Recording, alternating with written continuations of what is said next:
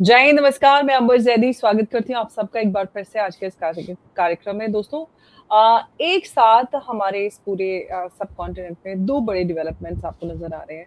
अगर military maps पे देखें तो काफ़ी कुछ आपको बदलते हुए नज़र आएगा।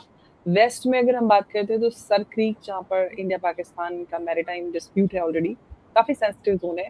और ईस्ट में हम बांग्लादेश को देखते हैं तो बे ऑफ बंगाल, जहाँ पर यूएस बांग्लादेश मिलिट्री कोऑपरेशन जो है वो विज़िबली डीपन हो रहा है। तो बीच में हम भारत की बात करते हैं, भारत आता है। तो सवाल ये है कि क्या पूरे इस सब कॉन्टिनेंट में एक नया मिलिट्री अलाइनमेंट जो है वो शेप अप हो रहा है। और पाकिस्तान की हम बात करते हैं तो पाकिस्तान से रेटरिक जो है वो यूजुअली अनयूजुअली आता ही रहता है और काफ़ी शार्प है। इस्लामिक नेटो जैसे ही उन्होंने कलेक्टिव एक सिक्योरिटी अरेंजमेंट की डिमांड की है, क्योंकि हमने देखा है कि मक्का जो ये पैक्ट हुआ है उसमें पाकिस्तान, टर्की और सऊदी के बीच में, उसके बाद ही पाकिस्तान के डिफेंस मिनिस्टर हैं ख्वाजा आसिफ, उन्होंने इस्लामिक नेटो से ये मांग की है कि भैया भारत को भी हैंडल किया जाए इसके अंदर। तो ये 2-3 बड़े डेवलपमेंट हैं जिनको हम समझेंगे कि पाकिस्तान एक तरफ तो मिलिट्री बिल्ट अप कर रहा है सर क्रीक से लेके हर तरफ बॉर्डर पर। इनफैक्ट होइट्जर गन जो चाइनीज़ भी उन्होंने तैनात की हैं, प्लस इस्लामिक नेटो में जा रहा है, प्लस उधर से हम इस पे देखते हैं तो बांग्लादेश का ये बिल्ट अप। तो इसको समझेंगे कि आखिर हमारे इस रीजन में हो क्या रहा है, पाकिस्तान क्या चाह रहा है, क्योंकि बंगाल की भी वेस्ट बंगाल की सॉरी बांग्लादेश की बात करते हैं, तो वो भी अभी ईस्ट पाकिस्तान ही है ऑलमोस्ट। क्योंकि अभी शेख हसीना ने प्रेस कॉन्फ्रेंस की, उसमें उनके बेटे ने बोला कि now Bangladesh is becoming another Pakistan. तो विल ट्राई टू अंडरस्टैंड कि क्या हो रहा है भारत के आसपास और भारत को क्या कुछ यहाँ पे सिक्योरिटी इम्प्लीकेशंस भारत के हैं। और सर बात करने के लिए मेरे साथ मौजूद हैं हमारे आज के इस शो में एक बार फिर से हमारे खास मेहमान major general Sudhakar ji. Sir बहुत स्वागत है आपका। जय हिंद, नमस्कार। नमस्कार नमस्कार Ambar, always a pleasure to connect with you and आपके जितने भी दर्शकों हैं उनको भी शुभकामनाएं। और आइए एक एक करके डिस्कस करते हैं। आज मेरे ख्याल से आपने तो 2 बोला, लेकिन 2 के अंदर मैं तीसरा भी देख रहा हूँ। तीन मुद्दों के ऊपर आप डिस्कस कर सकते हैं। चलिए जी सर, ये क्योंकि जुड़ा हुआ है सब कुछ, इट इज ऑल कनेक्टेड, हम जानते हैं। तो मैं इसीलिए आपसे समझना चाह रही थी सर, पाकिस्तान जो है वो सऊदी के साथ ऑलरेडी डिफेंस पैक्ट साइन किया हुआ है पहले से। अभी भी उनका जो मक्का पैक्ट हुआ है जिसमें टर्की भी साथ में है, और उसके जस्ट होते ही ख्वाजा आसिफ जो पाकिस्तान के डिफेंस मिनिस्टर हैं वो कहते हैं कि इस्लामिक नेटो से वो बोल रहे हैं कि भैया इनको अब भारत को अब हैंडल करो।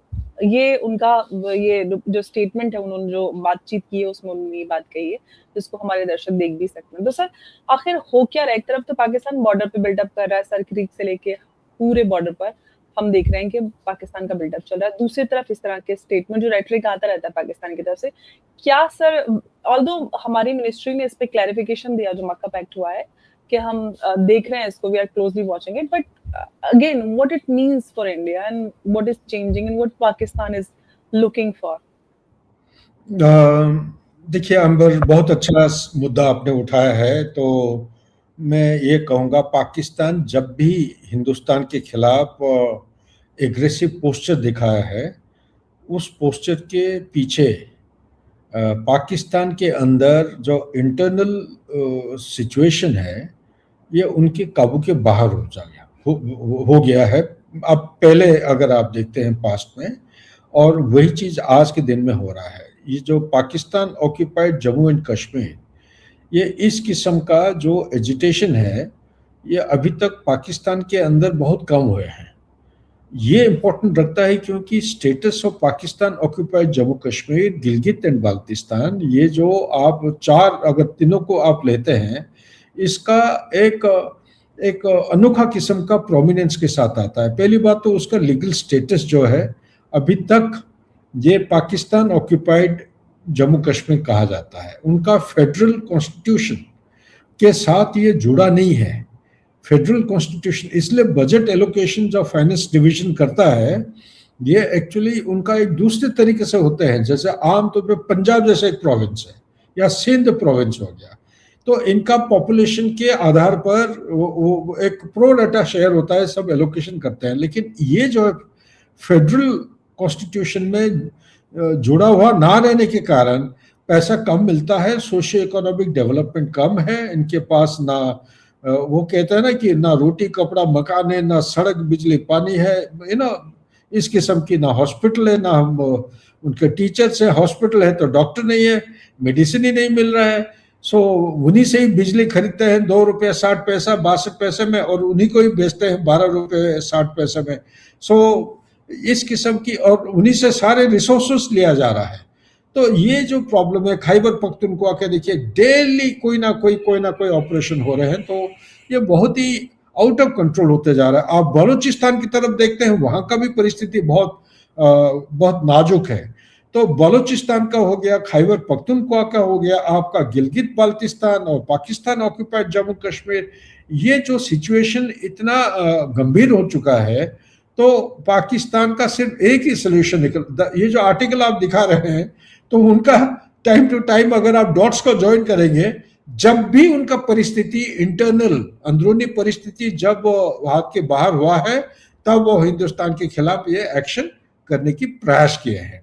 मैं जब ऑपरेशन सिंदूर के दौरान मेरा कोई पॉडकास्ट हो रहा था रिपब्लिक चैनल में, अर्नब गोस्वामी मेरे से पूछे थे कोई सवाल, उसका जवाब में मैंने ये बताया था कि वो कर रहा है, जो ड्रोन्स फायर कर रहे हैं, आपका सीज फायर हो गया था 10 तारीख को, और शाम के टाइम में उनका ड्रोन फायर हो रहा था, कहाँ, ऑपोजिट पठानकोट एरिया से, जम्मू एरिया से। लेकिन उनका ध्यान जो है वो सर क्रिक एरिया के ऊपर है। ये एक जगह है जहां से वो अगले बार कुछ ना कुछ हरकत जरूर करेंगे मेरे अंदाज के मुताबिक, और सर क्रिक को हम सेपरेटली कवर करेंगे, क्योंकि इसको समझना निहायत आवश्यक है हमारे दर्शकों को।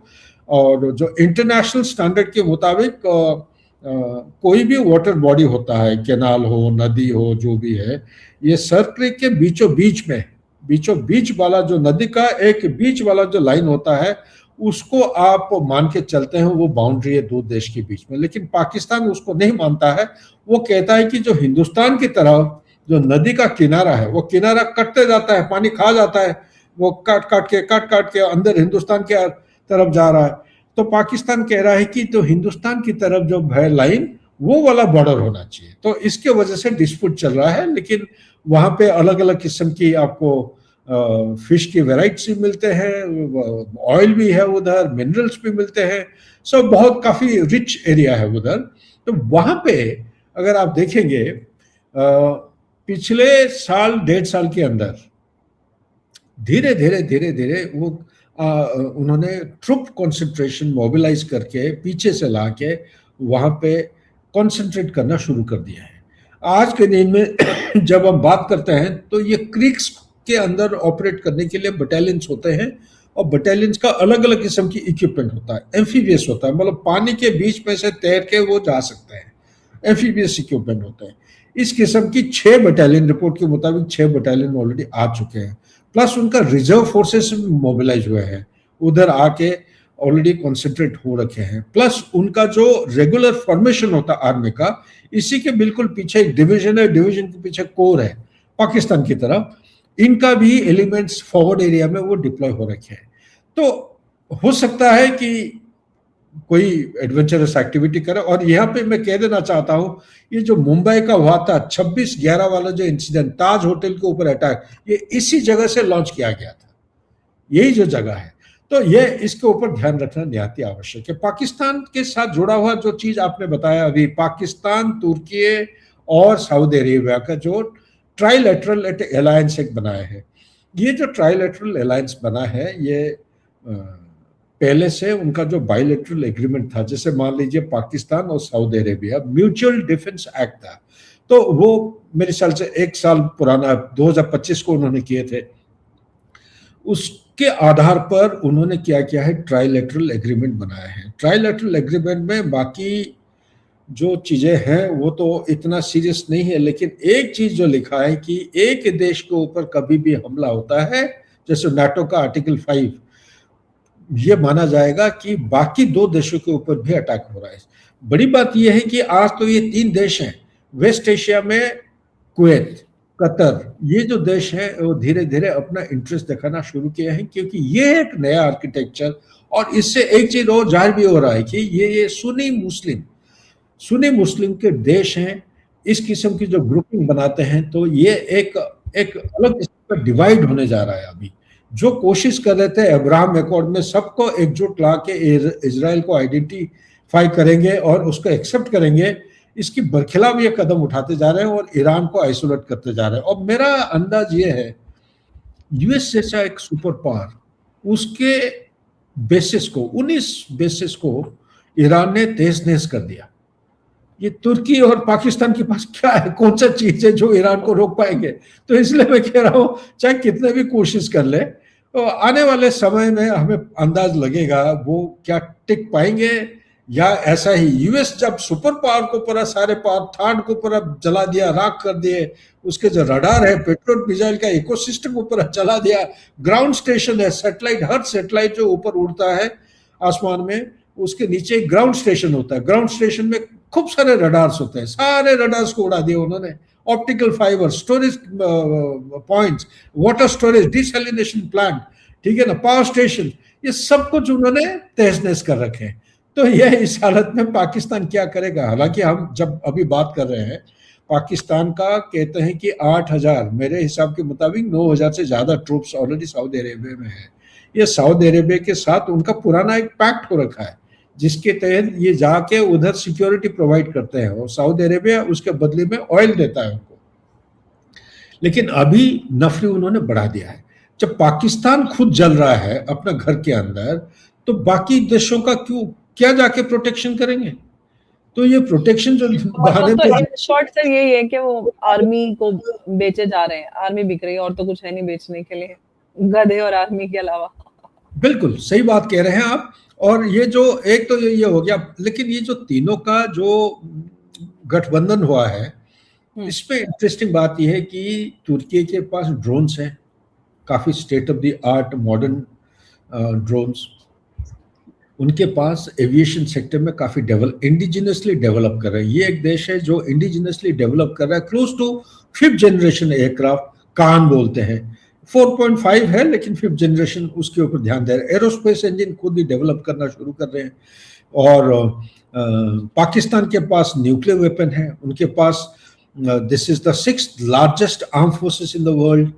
और इनका ग्लोबल फायर पावर इंडेक्स में पहले 6 नंबर पे आता था, आजकल धीरे धीरे वो फिसलते जा रहे हैं, 12वां नंबर पे। इस साल मेरे ख्याल से और नीचे चले जाएंगे, 20-22 नंबर हो जाएगा, क्योंकि पूरा पाकिस्तान जल रहा है। फौज में जो जवान लोग आते थे खुशी खुशी से, वो आना बंद कर दिए हैं, छुट्टी जाते हैं, वापस नहीं आते हैं, रिकॉल नोटिस दिया जाता है फिर भी नहीं आते हैं। और उनका ये भी सुनने मिला, उनका तनख्वाह नहीं मिल रही है, ठीक है नहीं, पेंशनर्स को तो पेंशन बंद हो रखा है, तनख्वाह भी नहीं मिल रहा है। तो खाना पीना जो फ्री राशन जाता है, जवान लोग जो आगे लड़ाई कर रहे हैं, उनका लॉजिस्टिक चौक पॉइंट में, वहां पे बलोच लिबरेशन आर्मी का एक माजिद ब्रिगेड है, वो फिदायनी अटैक कर रहे हैं। इस तरफ खैबर पख्तूनख्वा का दे धड़ा के पूरा एकदम फिदायनी अटैक हो रहा है, उधर तालिबान अफगानिस्तान है, वो बॉर्डर के ऊपर अटैक करते हैं। तो ऐसे हालत में क्या वो कर पाएंगे, फुलफिल कर पाएंगे? This is too premature to comment. और सऊदी अरेबिया के पास पैसा है और तेल है, तो ये दोनों देशों को ये चीज देके एक ही किस्म का आज के दिन में ये डिफेंसिव मेजर लग रहा है, लेकिन आने वाले समय में ये ऑफेंसिव हो सकता है। सवाल ये उठता है कि पहलगाम जैसे अगर कार्नेज करता है पाकिस्तान, हिम्मत करता है, या और कोई एक्शन कर लेता है, हिंदुस्तान तो पक्का रिटेलिएट करेगा। तो क्या ये मीनिंग है हिंदुस्तान के रिटेलिएशन का जो जवाब है, उसमें सऊदी अरेबिया और तुर्की है, क्या हिंदुस्तान के ऊपर हमला करेंगे? तो यहाँ पे सवाल आता है, क्योंकि सर ये जो ख्वाजा आसिफ ने बोला है, वो इस्लामिक नेटो और जो और भी मुसलमान कंट्रीज उनको बोला कि भैया तुम भी आओ और भारत और इजराइल के खिलाफ जंग लड़ो, ये दोनों टेररिस्ट नेशंस हैं। तो मतलब कुल मिला के ये आह्वान कर रहे हैं। लेकिन सर ये तो क्रिटिकल है कि कितना भारत के खिलाफ है। ऑफकोर्स भारत के लिए क्या इम्प्लीकेशन है, मेरा सवाल तो था ही। लेकिन सर क्रीक पे भी मैं थोड़ा सा आपसे समझना चाहूंगी कि सर क्रीक पे इतना बिल्टअप काफी समय से पाकिस्तान क्यों कर रहा है? क्या ये अगला कश्मीर बनने जा रहा है? सर क्रीक, उससे पहले मैं एक लाइन खत्म कर लेता हूं। जी जी जी। हमें एक चीज को ध्यान में रखना चाहिए कि ये जो ग्रुपिंग है तीनों का, पाकिस्तान, तुर्की और सऊदी अरेबिया, हिंदुस्तान का सऊदी अरेबिया के साथ रिश्ता बेहतरीन है, बहुत अच्छा है। और हमारा जो रिलेशनशिप है सऊदी अरेबिया, आपको ध्यान होगा कुछ दिन पहले हमारे एनएसएस साहब अजय डोवल साहब वहाँ पे विजिट के लिए गए थे, और उनका जो क्राउन प्रिंस है इंडिया में आए थे, गार्ड ऑफ ऑनर मिला था, स्टेट विजिट था वो, तो उनको वो ऑनर दिया गया था। तो सऊदी अरेबिया के साथ एक स्पेशल किस्म का एक रिलेशनशिप है हिंदुस्तान का। और हमारे ज़्यादा नहीं, यूएई में ज़्यादा है हमारा इंडियन डायस्पोरा, लेकिन सऊदी अरेबिया में भी है, काफ़ी है। कुल मिला के 9 मिलियन से ज़्यादा, तकरीबन 10 मिलियन के पास आसपास हैं। तो सऊदी अरेबिया से हम ऑयल लेते हैं, ये भी आपको देखना पड़ेगा। और वहाँ का जो वाइट कॉलर जॉब है वो ज़्यादातर हिंदुस्तानी आपको मिलेंगे उधर। तो ये जो रिश्ता है हिंदुस्तान और सऊदी अरेबिया के बीच में, इसको हमें बढ़ावा दे के कैपिटलाइज करना चाहिए, ताकि, क्योंकि सऊदी अरेबिया उसका जो अंदरूनी डॉक्ट्रिन है, ये टेररिज्म के खिलाफ अभी उन्होंने ऑलरेडी कदम उठा चुके हैं। वो उनका कहना है कि जब डिस्ट्रक्शन, वायलेंस, लड़ाई से आपको शांति नहीं मिल पाई, तो क्यों ना हम इनको अवॉइड करके शांति, डिप्लोमेसी और डायलॉग के जरिए से क्यों ना काम करें। वो उन्होंने साफ साफ कोई कोई जगह बहुत समय में ये भी इंडिकेट किए हैं कि वो टेररिज्म के खिलाफ है। इसीलिए वो हमाज, हालांकि है सुन्नी मुस्लिम, टू नेशन थ्योरी को सपोर्ट करते हैं, लेकिन टेररिज्म के बारे में वो जरूर उसको अपोज करते हैं। तो इसका फायदा उठाना चाहिए हिंदुस्तान को। प्लस हिंदुस्तान को जो आर्किटेक्चर बना रहा है, एक है आईमेक का, उसको आगे बढ़ाना चाहिए। प्लस यूएई हमारा पिवट है वेस्ट एशिया में, उसको केंद्र बिंदु बना के आप अगर अपना जो आईमेक का जो अलाइनमेंट है, सऊदी अरेबिया, जॉर्डन, उसके बाद इजराइल के बाद साइप्रस, ग्रीस, उसके बाद इटली और यूरोप के अंदर, इसको किसी भी तरह ऑपरेशनलाइज करना निहायत ही आवश्यक है। और तीसरी बात यहीं पे करता हूं कि तुर्की, पाकिस्तान तो पाकिस्तान है, वो नेबर रहेगा, आप उसको चेंज नहीं कर सकते, और ज्योग्राफी भी चेंज नहीं हो सकता है। लेकिन ये जो तुर्की इतना दूर से आके, इसको क्या क्या लेना देना है साउथ एशिया में? बांग्लादेश में घुस रहा है, पाकिस्तान को सपोर्ट कर रहा है ऑपरेशन सिंदूर के दौरान। तो इसीलिए हिंदुस्तान को ठोस कदम उठाना चाहिए।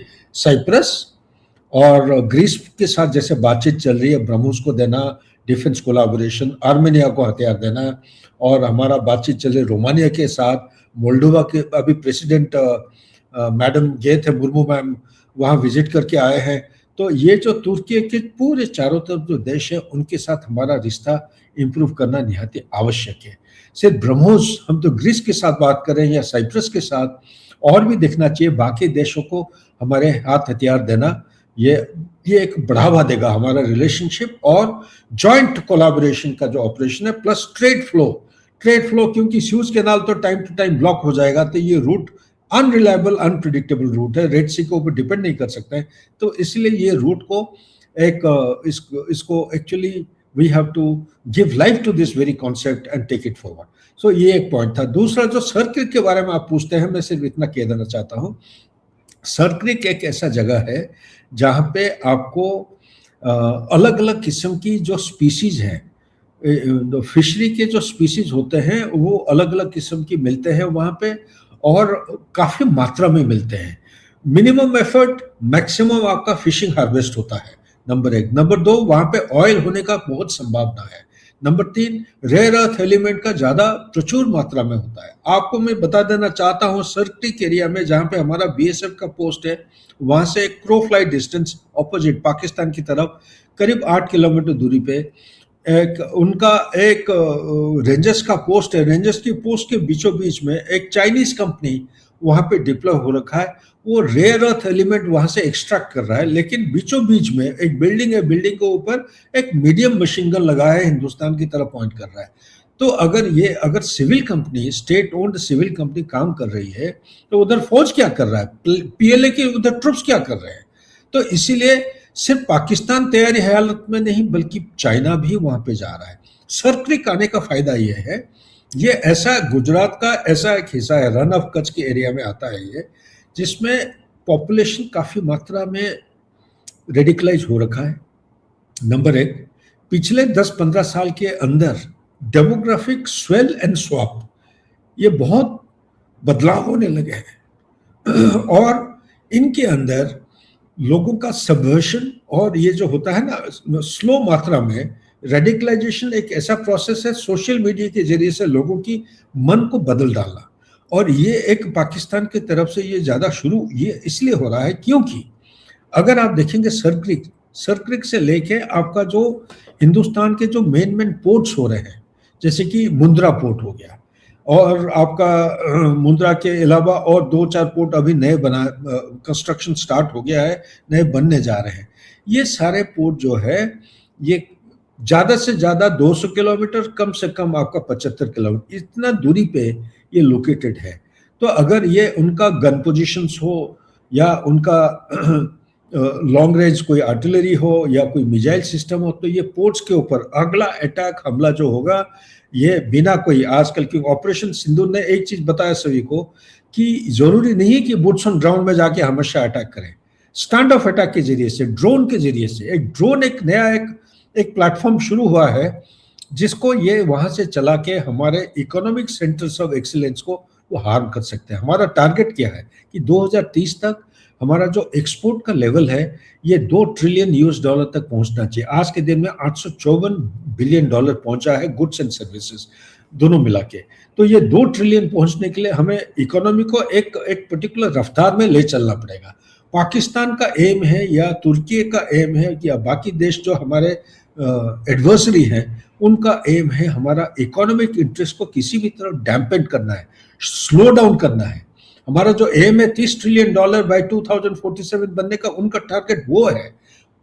सो इसीलिए सेंटर्स ऑफ एक्सीलेंस जो है, पोर्ट जो बन रहे हैं, जवाहर पोर्ट जो मुंबई पोर्ट बोलते थे, वहां पे जवाहर उसका नाम बदल दिए हैं, उस वाले पोर्ट में उसको अटैक करने की कोशिश करेंगे अलग अलग तरीके से। ये नहीं कि टेररिस्ट हमेशा जाके अटैक जैसे पहले करते थे ऐसे करेंगे। आज के दिन में सबके हाथ में ड्रोन रखा है, ड्रोन के जरिए से लॉन्ग डिस्टेंस और डीप पेनिट्रेटिंग अटैक करके उसको बर्बाद कर सकते हैं। तो इसलिए हिंदुस्तान को उसके खिलाफ काउंटर स्ट्रेटेजी बनाना है, जो कि मेरे असेसमेंट के मुताबिक हिंदुस्तान ऑलरेडी इसका कदम बहुत दिन पहले से शुरू कर चुका है। आपको याद होगा जब डिफेंस मिनिस्टर साहब तीनों चीफ को लेके गए थे चंद एक महीनों पहले, वहां भुज में गए थे, उस समय उन्होंने बताया था, पाकिस्तान को चेतावनी दिया था कि इस तरफ अगर आंख हिलाने की कोशिश किया हम निकाल लेंगे आपके जैसे। तो उस समय से हमारा तैयारी शुरू हो चुका है। बिल्कुल सर, मुझे याद है राजनाथ सिंह जी का स्टेटमेंट और सर क्रीक को लेके उन्होंने स्पेसिफिकली बात की थी और सीधी पाकिस्तान से बात की थी, सही और कड़े शब्दों में। लेकिन सर अब थोड़ा-सा इधर भी आ जाते हैं बांग्लादेश की तरफ, और बांग्लादेश की तरफ सर अगर हम देखते हैं तो जिस तरह से बिल्डअप चल रहा है और जिस तरह से डिफेंस कॉर्पोरेशन पार्टनरशिप जो है बांग्लादेश डाइवर्सिफाई कर रहा है, अमेरिका के साथ जो उनके एक्सरसाइजेज और सारा कुछ हो रहा है, जिसमें of course south Asian countries के साथ अमेरिका कर रहा है, जिसमें भारत नहीं है। ऑल्दो हमें किसी इस तरह से जरूरत नहीं है, लेकिन फिर भी सर जो कुछ हो रहा है और जो डेवलपमेंट्स ये आ रहे हैं कि बहुत करीब भारत के बॉर्डर के आसपास ये सारी एक्टिविटीज हो रही हैं। आपको क्या लगता है कि सर भारत को किस तरह से इस पूरे डेवलपमेंट को देखना चाहिए? देखिए, मैं क्योंकि ये डोनाल्ड ट्रंप 2.0 से इनका फॉरेन पॉलिसी में मेरे अंदाज के मुताबिक मुझे लग रहा है कुछ बदलाव आया है। बदलाव ये है कि ये आज के दिन में 35 + 31 कितना हो गया, 66 इंटरनेशनल ऑर्गेनाइजेशन या यूनाइटेड नेशन एंटिटी से उन्होंने विड्रॉ कर लिया आर्बिट्रीली, ऑल ऑफ अ सडन। क्यों? उनके मुताबिक, डोनाल्ड ट्रंप के मुताबिक, इससे अमेरिका को कोई फायदा नहीं हो रहा बल्कि नुकसान हो रहा है, पैसा उनका बर्बाद हो रहा है। जो उनका जो टैक्स पेयर का मनी है, 66 संस्थाओं से एक ही झटके में विड्रॉ करना। वे वो पेरिस एग्रीमेंट वगैरह वो अलग है, क्लाइमेट चेंज अलग है, उसके अलावा और मैं बता रहा हूं। तो इस किस्म की देखिए, JCPOA 2015 बड़ा सोच समझ के वो बैरक ओबामा उन्होंने इतना मेहनत किया था और उन्होंने डोमेन एक्सपर्ट्स को लगाया था। सिर्फ अमेरिका के नहीं, यूरोपियन कंट्रीज, उनका जो एलाई है वो भी जुड़े हुए थे, ठीक है ना। यूनाइटेड नेशन का, इंटरनेशनल एटॉमिक एनर्जी एजेंसी, ये सारे मिलजुल के बनाए थे। वहां से अचानक वो 2018 को विड्रॉ कर लेते। तो उनका एक आदत है या कुछ वो उनका हाई एंड ऑब्जेक्टिव है जो कि हासिल नहीं कर सकते हैं, या आइदर वो क्लियर नहीं है क्या चाहिए। तो ये उनका एक नेचर है, कैरेक्टर है, इसको समझना पड़ेगा। तो इसी को मद्देनजर रख के ये जो क्वाड खुद ही शुरू किया था, उन्होंने रिवाइव किया 2017-2018 को, if I remember correctly. Otherwise quad जो ऑफिशियली स्टार्ट हुआ था 2007 को, 2004 से बातचीत शुरू हो गई थी। ये अम्बे आए थे, प्राइम मिनिस्टर ऑफ जापान में, सोल रेस्ट इन पीस। हमारे पार्लियामेंट में बातचीत के दौरान, भाषण के दौरान उन्होंने प्रपोजल रखा था और स्टार्ट तो हो गया, लेकिन ये बड़ा सॉफ्ट पेडलिंग होने लगा। और 2017 को ये लगा कि जैसे ही वो आए ना इलेक्टेड होके फर्स्ट टेन्योर में, कि भाई ये इंडो पैसिफिक इंपॉर्टेंट है और हिंदुस्तान के बिना इंडो पैसिफिक मीन्स नथिंग, ठीक है नहीं। सो उन्होंने काफी इम्पेटस दिया, बहुत बूस्ट किया क्वाड को, काफी सारे मीटिंग हुए, अलग अलग मुद्दों के साथ उसको और हाईलाइट करने लगे, चार्टर्स बनाए। लेकिन ये एक इनफॉर्मल संस्था है, ये कोई रेटिफाई नहीं किया है, कोई पार्लियामेंट ने उसको लेजिस्लेट किया ही नहीं, ठीक नहीं। सो इनफॉर्मली बातचीत के जरिए से आके मिलते हैं, ठीक है। सो इसीलिए इसका जो सैंक्टिटी है, there is a big question mark.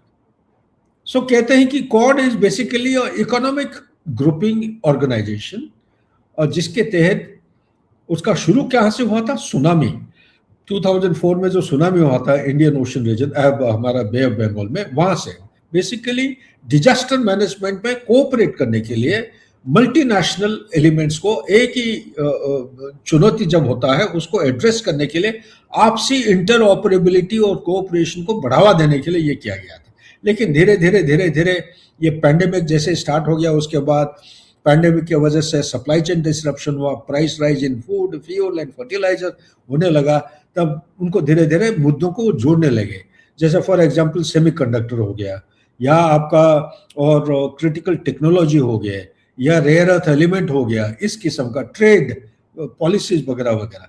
लेकिन अभी 2025 नवंबर को जो उन्होंने डॉक्यूमेंट निकाला है, नेशनल सिक्योरिटी स्ट्रेटेजी, वो साफ साफ कर देता है। चाइना को पहले वो नंबर 1 एनिमी कहते थे, आजकल वो एनिमी नहीं बोल रहे हैं, ठीक है ना। पहले कहते थे to contain, counter and contest, आज लोग नहीं कह रहे हैं, को इनडायरेक्टली उन्होंने साफ कर दिया। और 14-15 मई 2026 को जो उनका समिट था, वहां पे दोनों हाथ मिला लिए हैं।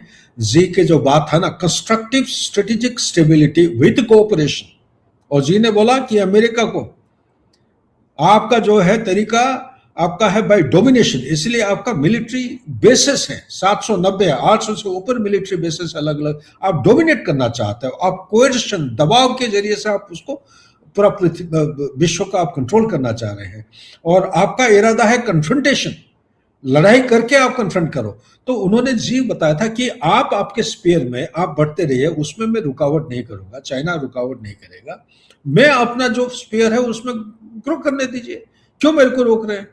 और उन्होंने साफ साफ बता दिया था कि avoid adversarial relationship and manage differences, अगर आप आगे बढ़ना चाहते हो।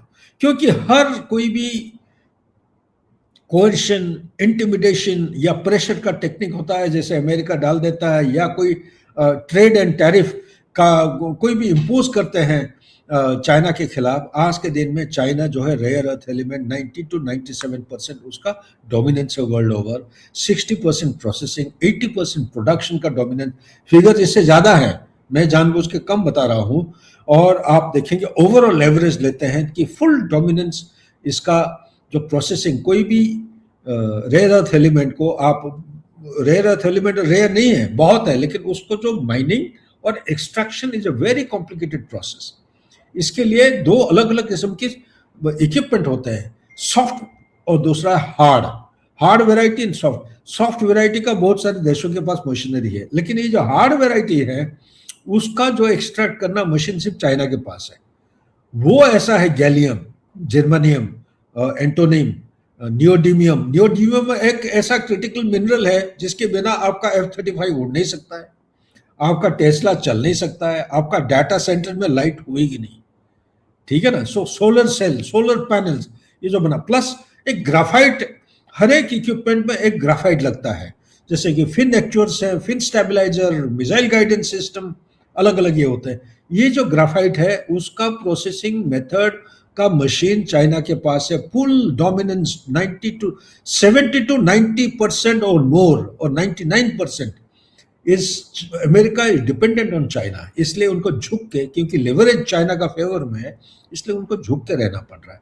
तो ये इसीलिए अभी समय ऐसा आ गया है कि चाइना को चाहे वो चाहे ना चाहे यूएसए, चाइना अपना आप जो है स्पेस और स्पेस को वो क्रिएट करते जाएगा और अपना डोमिनेंस बढ़ाते जाएगा through the process of geo economics. So आपका जो सवाल है, ये जो मीटिंग हो रही है या उनका ट्रेनिंग हो रहा है, जॉइंट ट्रेनिंग, ये हिंदुस्तान को नहीं लिया है, वो हिंदुस्तान को आइसोलेट करना चाहते हैं। उनका एक डिप्टी सेक्रेटरी कुछ दिन पहले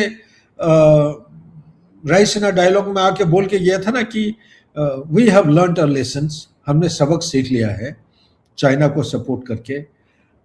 अमेरिका हिंदुस्तान को दूसरा चाइना बनाना कभी नहीं चाहेगा या कभी नहीं बनाएगा। हम हर कदम कदम पे ऐसा हम ये करेंगे ताकि हिंदुस्तान तरक्की ना कर पाए। सो यूएसए का जो पहले था बाइडेन के टाइम में या 2000 तक, ये एक था मैं कहूँगा कि एस्ट्रेंज्ड रिलेशनशिप, ठीक है नहीं। सो उसके बाद आया एक progressive stage of relationship till जो बाइडेन्स टाइम।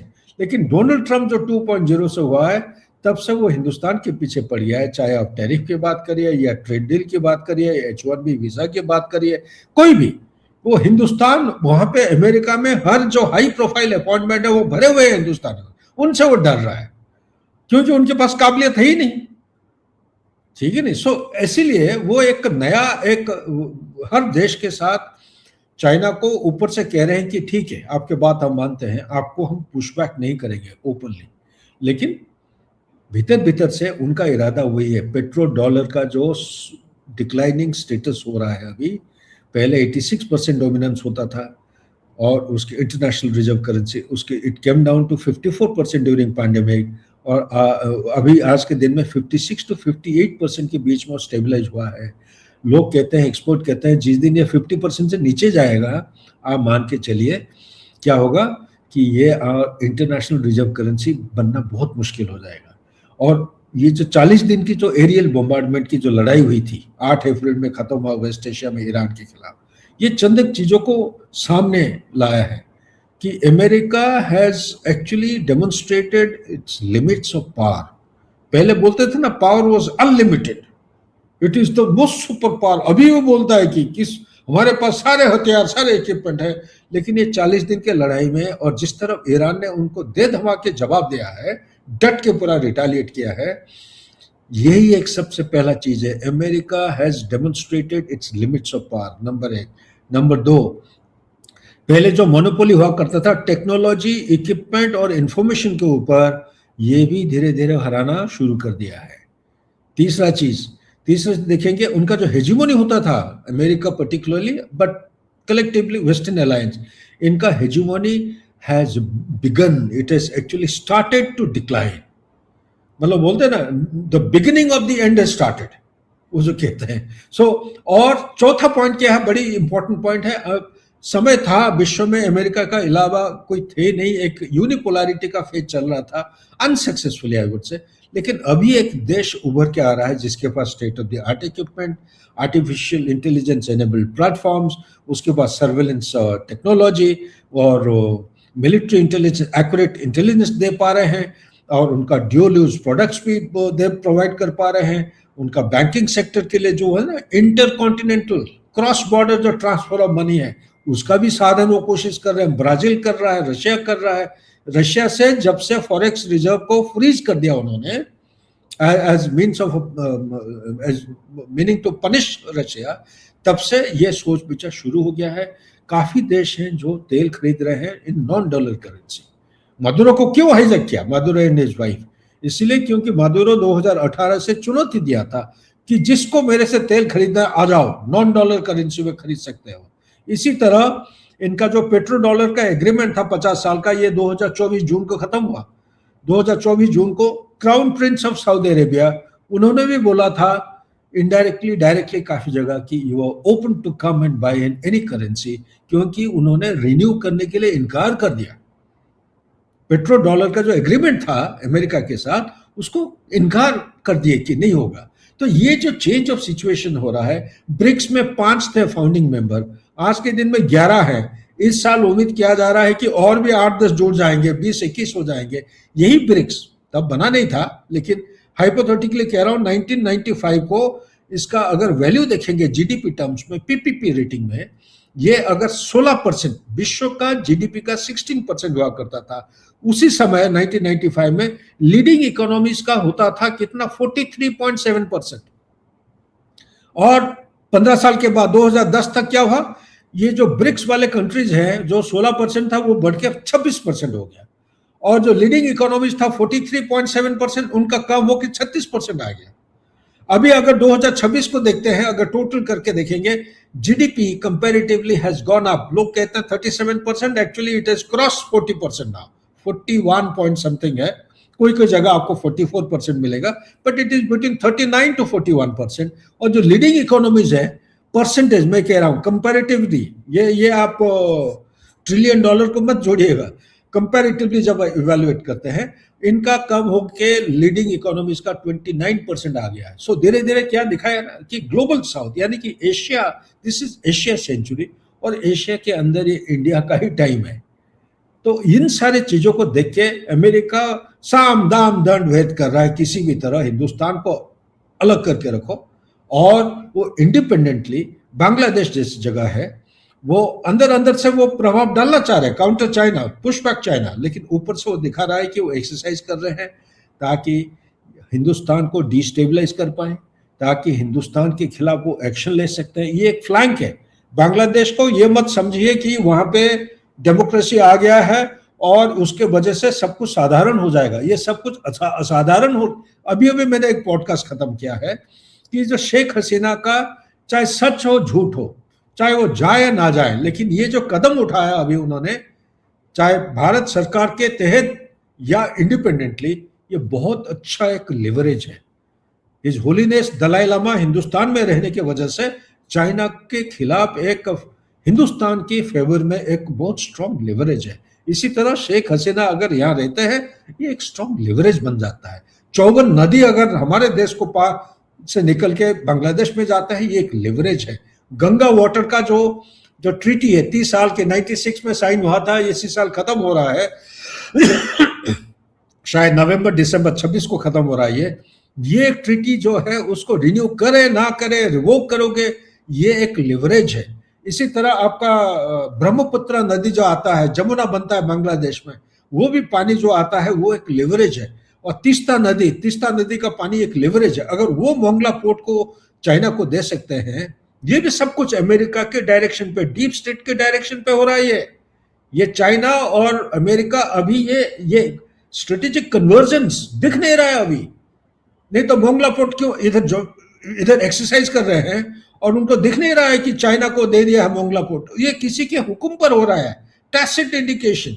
तीस्ता जो है नोइंग फुली वेल कि सिलीगुड़ी कॉरिडोर के पास ही है, ये हमारा देश का सिक्योरिटी के वल्नरेबिलिटी है, सेंसिटिविटी है। इतना क्या अमेरिका को पता नहीं है? ठीक है ना। या सर्गी गोर क्या नाम है उसका एम्बेसडर, उनको नहीं मालूम है क्या? उनको पता है। ये जानबूझ के उंगली करने के लिए, दबाव डालने के लिए हिंदुस्तान के खिलाफ ये सब एक्शन किया जा रहा है मेरे विचार के मुताबिक। और बड़ी एम ये है कि म्यांमार का प्रेसिडेंट थाईलैंड क्यों भागे थे? क्योंकि वो अलग थलग हो चुके हैं। उनको एशियन कंट्रीज उनको साथ में लेना नहीं चाहते हैं। उन्होंने एक 5 पॉइंट कंसेंसस, एक 5 कंसेंसस पॉइंट उन्होंने दिया था बेसिकली आर्मिस्टाइज करने के लिए, पीस लाने के लिए, और एक एनवॉय को डिप्लॉय करेंगे और धीरे धीरे डेमोक्रेसी को किस तरह रिवाइव कर पाएंगे। उन्होंने मंजूर नहीं किया। किसने? ताकतों ने, म्यांमार का जो मिलिट्री है। तो तब से वो अलग अलग थाईलैंड के साथ अलग से मिल रहे हैं, लाओस के साथ मिल रहे हैं, हिंदुस्तान में आके मिलके गए हैं, एक्सेप्टेंस को बढ़ा रहे हैं। अभी एक्सेप्टेंस धीरे धीरे बढ़ रही है। अभी हिंदुस्तान एक टाइम में ये प्रेसिडेंट को मानते नहीं थे, लेकिन वही प्रेसिडेंट को हमने रेड कार्पेट ट्रीटमेंट दिया है। तो ये सारे बदलाव हो रहे, सिचुएशन बहुत चेंज हो रहा है। ये सारे चेंजिंग सर्कमस्टांसेस और एनवायरनमेंट के दौरान हिंदुस्तान को फूक के कदम रखना चाहिए। जल्दबाजी में कोई कदम उठाना नहीं चाहिए। हर एक चीज को एक शॉर्ट, मीडियम और लॉन्ग टर्म पर्सपेक्टिव से देखना चाहिए और अकॉर्डिंगली काउंटर स्ट्रेटेजी बनाना निहायत आवश्यक है। लोग कहते हैं जब से आर्टिकल 370 एब्रोगेट हुआ है, 35 अल्फा एब्रोगेट हुआ है, तब से हमारा सिक्योरिटी सिचुएशन नाजुक हो गया। तो इसका मतलब क्या आर्टिकल 370 को आप एब्रोगेट नहीं करना चाहेंगे? जो आपका हक है, राइट है, जब तक आप नहीं बोलोगे तो तब तक फिर एजुकेशन का मीनिंग क्या है? फिर आपका ये राइट है। Pakistan occupied Jammu Kashmir is part of India, it is an inseparable part of India. ले या ना ले कोई बात नहीं, आने वाले पीढ़ियों के लिए ये बताना निहायत जरूरी है। ये बच्चों को कोशिश करना चाहिए कि हमारा भारत का ये एक अटूट अंग है, ये वापस ले गया। इस किस्म की नजरिया, इस किस्म की विचार होना चाहिए, तब जाके भारत जो है एक असर्टिव, एक ऑटोनोमस, एक स्ट्रेटेजिक ऑटोनॉमी के साथ। अब मैं तो ये कहता हूं स्ट्रेटेजिक ऑटोनॉमी फॉरेन पॉलिसी, उसमें एक और जारी है, वो रेसिप्रोसिटी। जो देश आपके साथ जैसा बिहेव करेगा वैसा ही उसको वापस ट्रीट करिए, ठीक है ना। ये झुकने वाले जो कहानी, वो समय वो बिक गया है कि एक तरफ एक गाल में कोई थप्पड़ मारता है, दूसरे गाल दिखा दो। ये टाइम नहीं है। अभी हिंदुस्तान को डट के छाती चौड़ा करके और आपका सीना जो है सर को पूरा ऊपर करके चलना सीखो, आत्मविश्वास के साथ। पूरा विश्व आपको इज्जत करेगा। आज के दिन में क्रेडिबिलिटी और रिलायबिलिटी के तहत हिंदुस्तान का रेटिंग बहुत बढ़ा हुआ है। और ये एक ऐसा देश है, जब हमारा वैक्सीन हमारे ऊपर रिस्ट्रिक्शंस और इम्पोज किए थे, ठीक है नहीं, इसके बावजूद वेस्टर्न कंट्रीज हमें सप्लाई नहीं किया था उस समय, लेकिन हमने उसको डेवलप किया, प्रोड्यूस किया और 111 देशों को फ्री ऑफ कॉस्ट हमने बांटा है, ठीक है ना, ग्लोबल साउथ जो कंट्रीज है। तो ये एक समय है, ये एक रिवोल्यूशनरी टाइम है। और कदम जो उठाना है, हमें हर चीज को जल्दीबाजी में ना करके सूझबूझ के साथ एक्शन लेना निहायत आवश्यक है। Back to you. बिल्कुल सर, बहुत बहुत ज़रूरी ये बात है कि हमें सूझबूझ के साथ जो आसपास में डेवलपमेंट्स हो रहे हैं उस सब के हिसाब से कदम उठाना है। बहुत-बहुत धन्यवाद सर इस चर्चा में जुड़ने के लिए हमारे साथ। नमस्कार, जय हिंद, जय Bharat. Thank you. Thank you so much.